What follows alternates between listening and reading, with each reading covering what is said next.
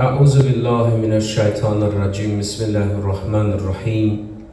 Ve bihi nesta'in ve huve hayrun nasirin ve mu'in ve sallallahu ala seyyidina ve nebiyyina Abil Qasim Mustafa Muhammed. Allahümme salli ala Muhammed ve ali Muhammed. Ve accil faracah. Ve lanetullah ala adaihim ecmain minel an ila yevmiddin. Rabbi şrah li sadri ve yessir li amri ve hlul uqdeten min lisani yefkahu qavli. Allah'ın salamı, bərəkəti və məğfirəti olsun pak əhl-i beytinə və siz dəyərli əhl-i beyt aşiqlərinin üzərinə. Sizləri və özümü Allah'ın təqvasına riayət etməyə dəvət edirəm.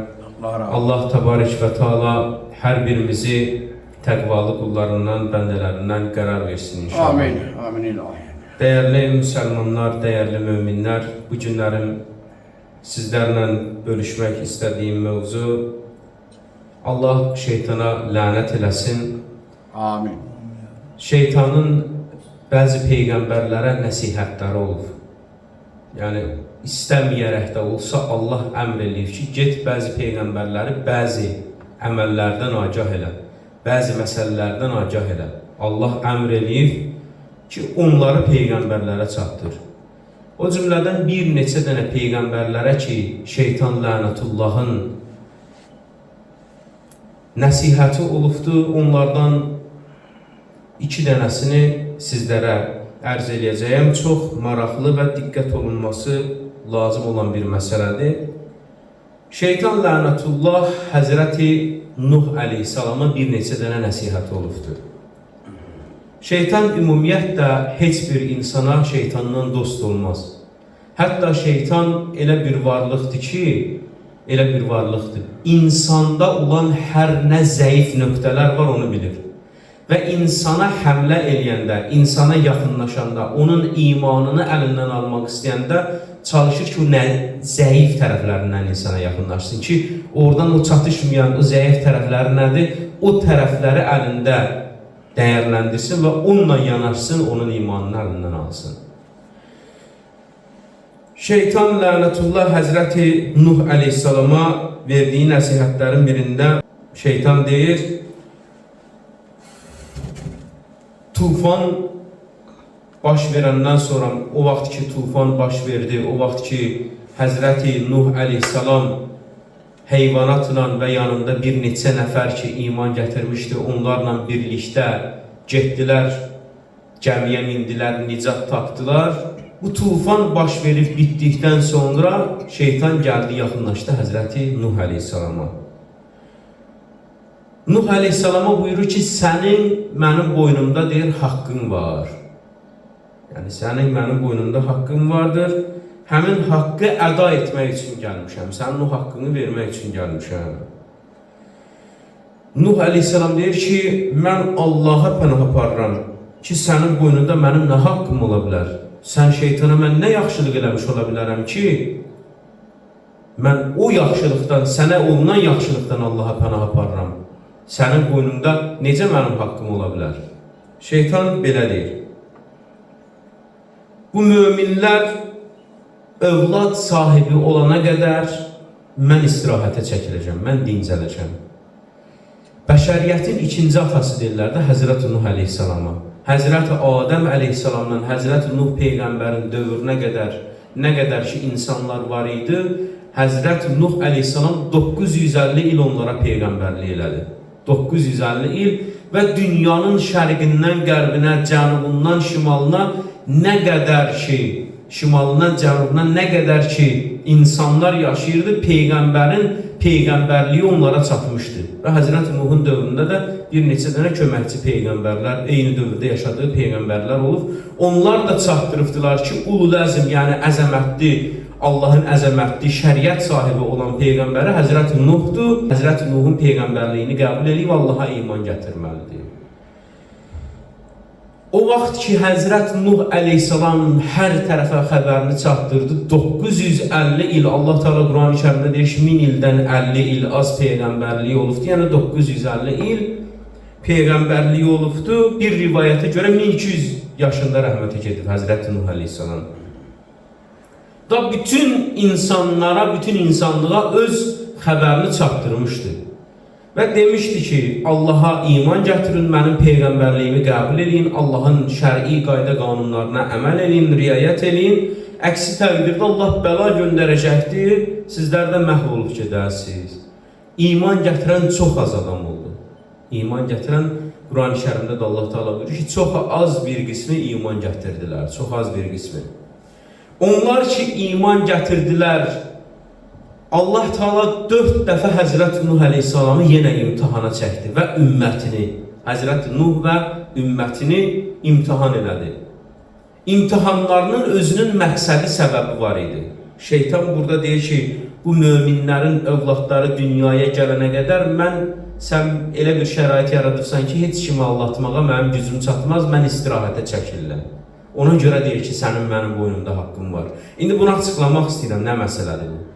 Mən hədis-i qudsidə oxumuşam ki, Həzrət Nuh əleyhissalamın təkcə gəmisini düzəltmə müddəti 80 il çəkib.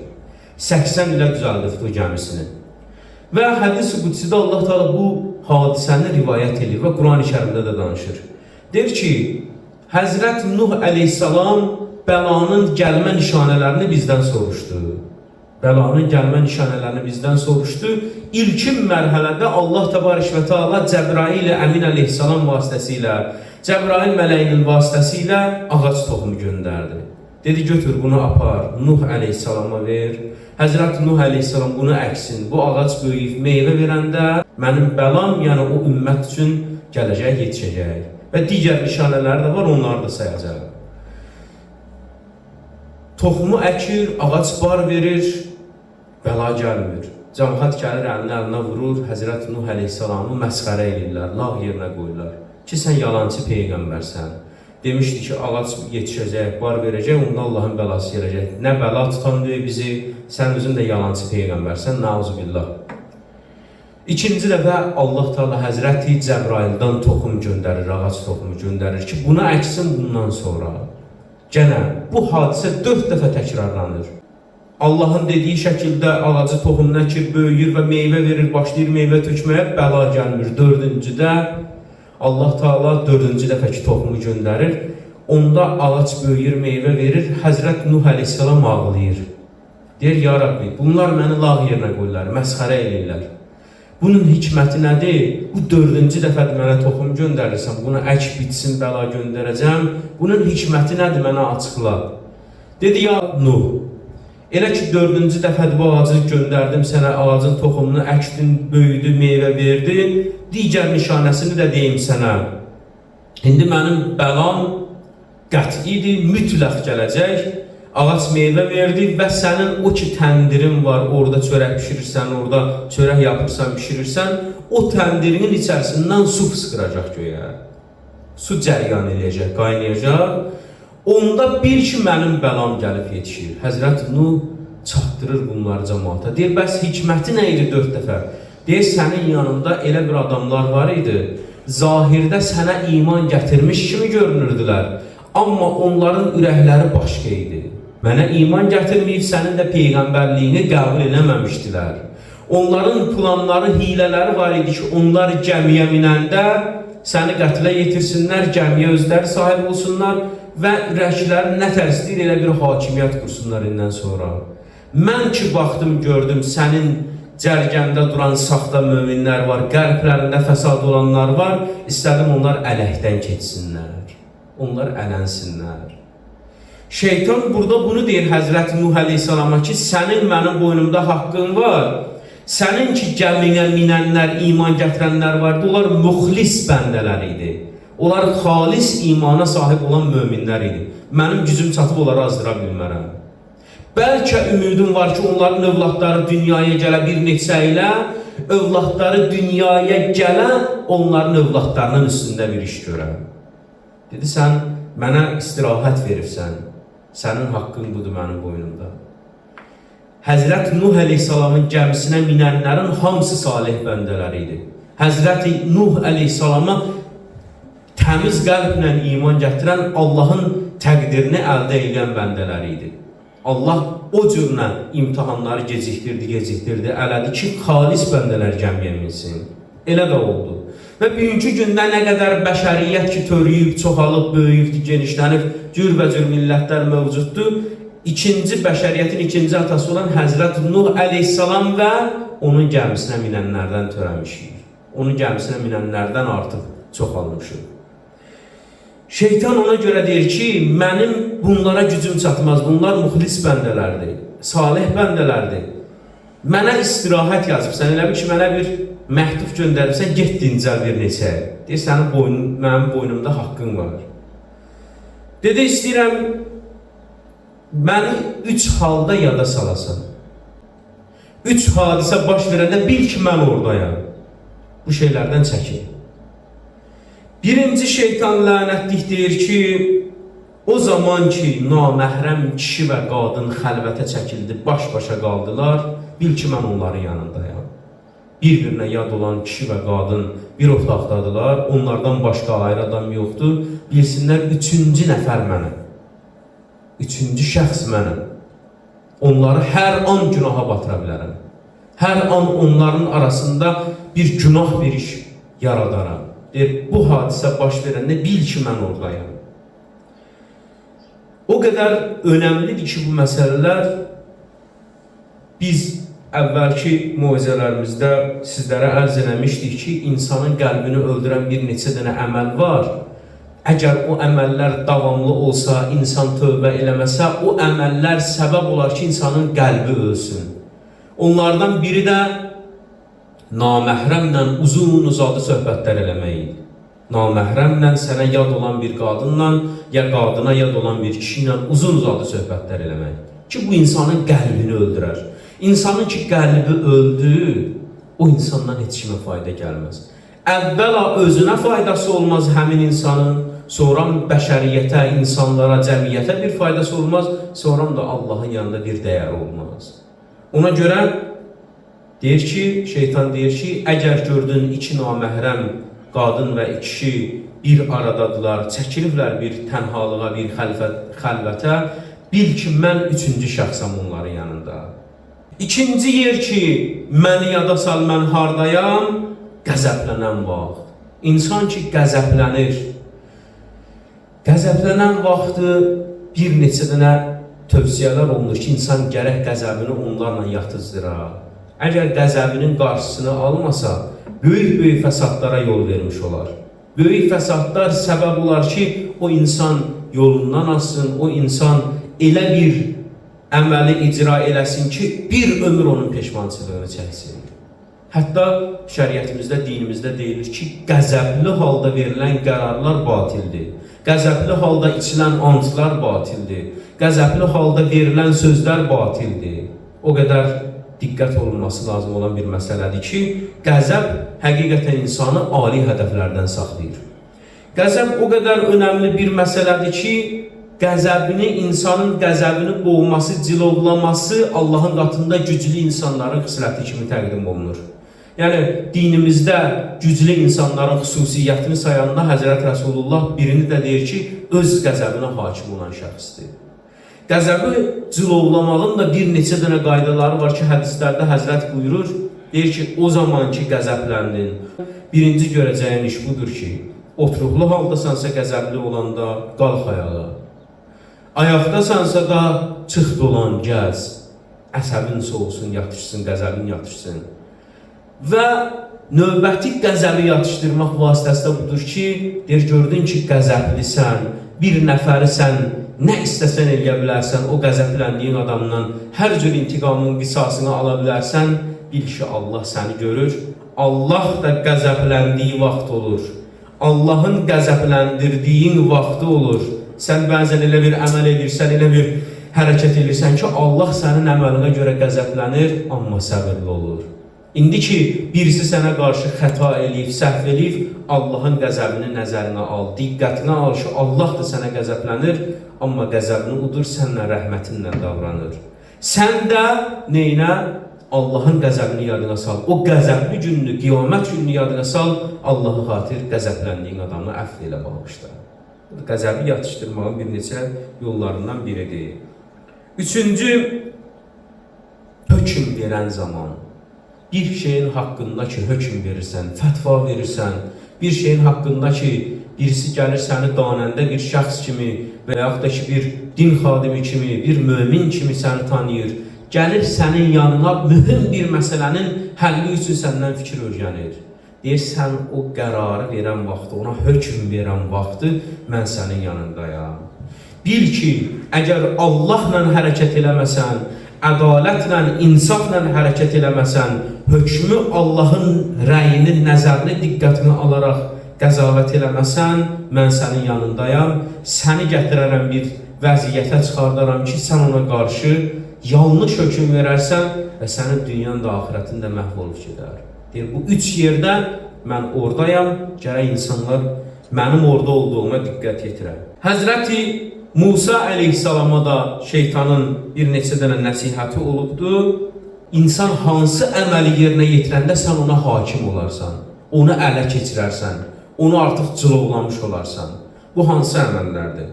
Allah lənət eləsin şeytana. Şeytan deyir ki, o zaman ki, onun özündən xoşu gələr, özündən razı olar, məndən yoxdur. Mən beləyəm, mən eləyəm, mənim, nə bilim, mən belədir, mənim nəslim belədir, mənim köküm belədir, mən beləyəm, nə bilim, başlayır özündən deməyə. Ki, məndən yoxdur da, elə zəndə, elə düşüncədə olur. Deyir, bilsin ki, mən oradayım.